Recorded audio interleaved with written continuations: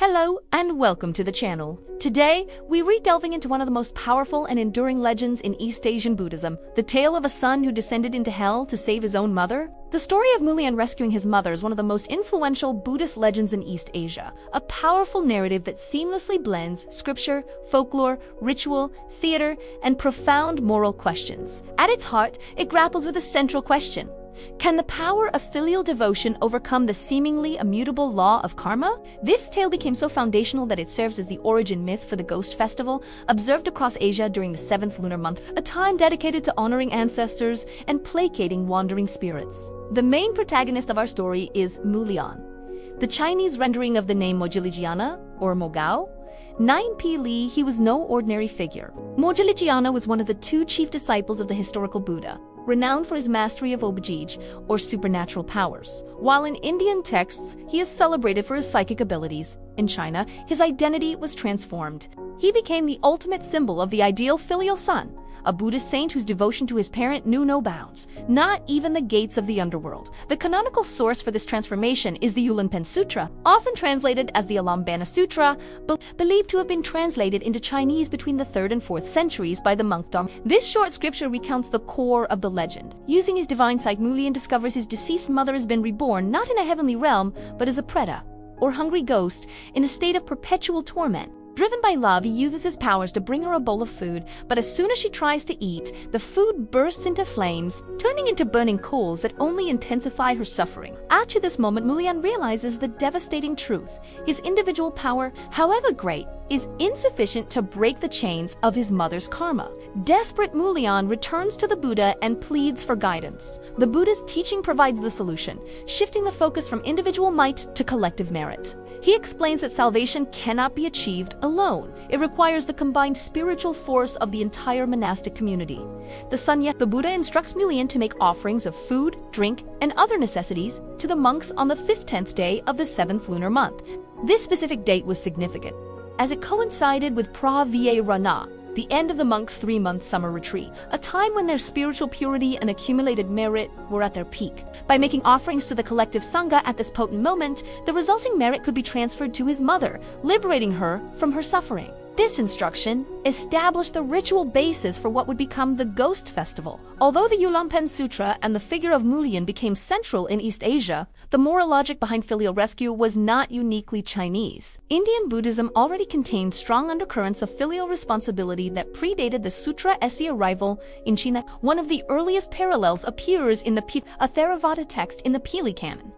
In one account, Sriputa, the Buddha's other chief disciple, rescues his own mother, also reborn, as a preta through acts of merit-making and offering food to the monks. The Petavathya was known in Sri Lanka as early as the 3rd century BC, making it one of the oldest recorded examples of this theme in Buddhist literature. Another related narrative appears in the Avīci, where Maudgalyāyana himself intercedes on behalf of 500 pretas, coordinating offerings from their living relatives so that merit may be transferred and their suffering ended. Scholars have also noted thematic similarities with episodes in the Hindu epic, the Mahabharata, particularly the story of the ascetic Jarakaru, who sees his ancestors hanging upside down in a purgatorial realm because his failure to marry and produce an heir has broken the family line.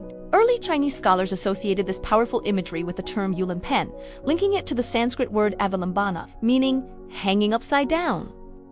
Modern scholarship, however, has questioned this etymology and instead emphasizes the sutra's clear ritual connection to the Pravīci ceremony rather than a direct linguistic derivation. The story of Mulian arrived in China at a time of cultural tension. Confucianism, the dominant state ideology, often criticized Buddhism as a foreign creed that undermined a core social value, filial piety, or Zao, Buddhist monasticism, which required individuals to leave their families, shave their heads, and renounce worldly ties, was seen as a direct affront to one's duties to parents and ancestors.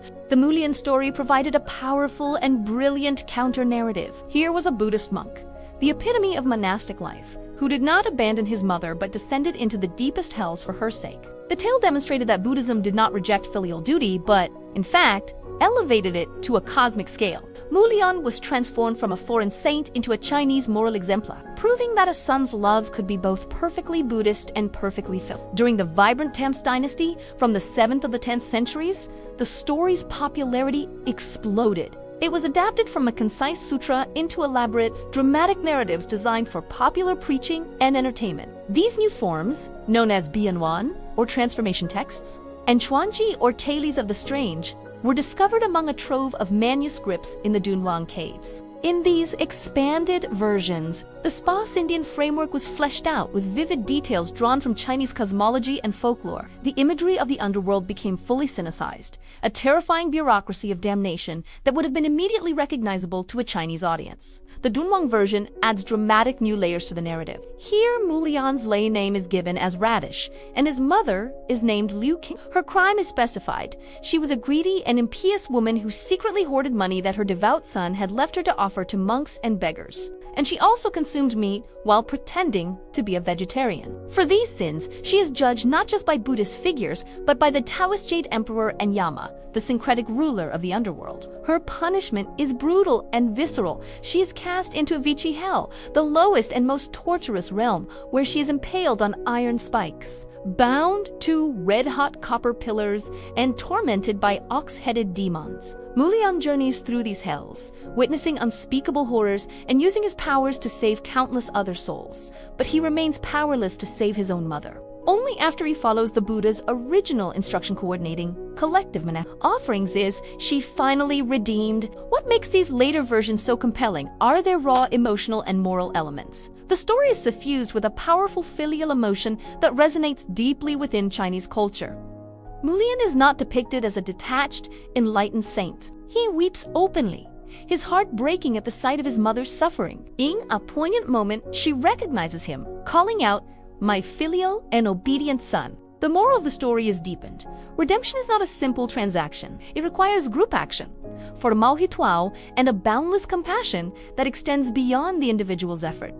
True salvation is a communal endeavor, but Liu Qingti's journey is not over with her release from hell. In a fascinating twist, her karmic debt is so great that her first rebirth is not as a human, but as a black dog in the home of a wealthy family. When Mulian finds her, she is chained and fed on scraps. Yet, she tells him that this existence is a paradise compared to hell, for she can now eat, drink, and, most importantly, hear the sound of sutras being chanted. Mulian arranges for the household to recite sutras for 7 days and 7 nights. Through this final act of devotion, her remaining negative karma is purified. She is reborn as a human and eventually, after a virtuous life, ascends to Trayastri, a heaven. This powerful narrative was not confined to texts. It was deeply integrated into the ritual and performance life of East Asia. The story became a cornerstone of funeral rites and the annual ghost festival ceremonies, where offerings are made to liberate not only one's own ancestors, but all suffering souls. Most spectacularly,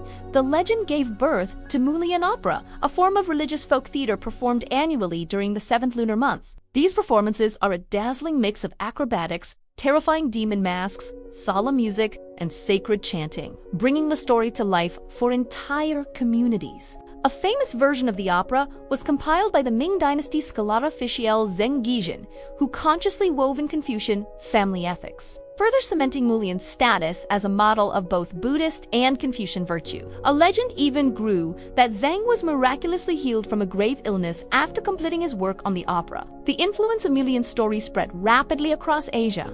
Early versions of the tale and its associated rituals were adopted in Korea, Vietnam, and Japan, where it shaped local conceptions of the afterlife and ancestor veneration.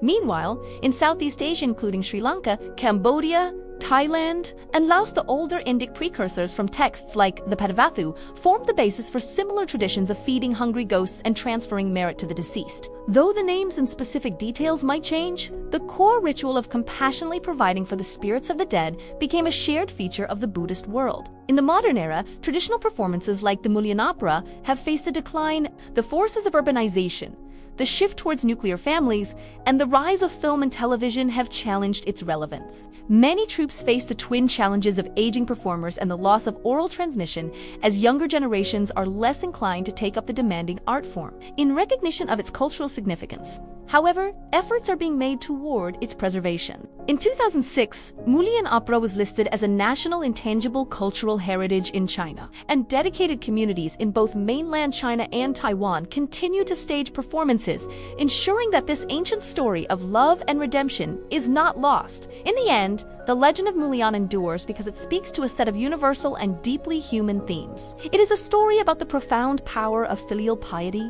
the intricate workings of karma and retribution, and the necessity of collective merit. It teaches that true compassion triumphs over supernatural power and, perhaps most importantly, stands as a testament to the incredible process of cultural synthesis, showing how a story born in India was transformed in China to become a cornerstone of faith and culture for hundreds of millions across Asia. Thank you for joining me on this journey into the underworld. If you enjoyed this exploration, don't forget to subscribe, and I'll see you in the next video.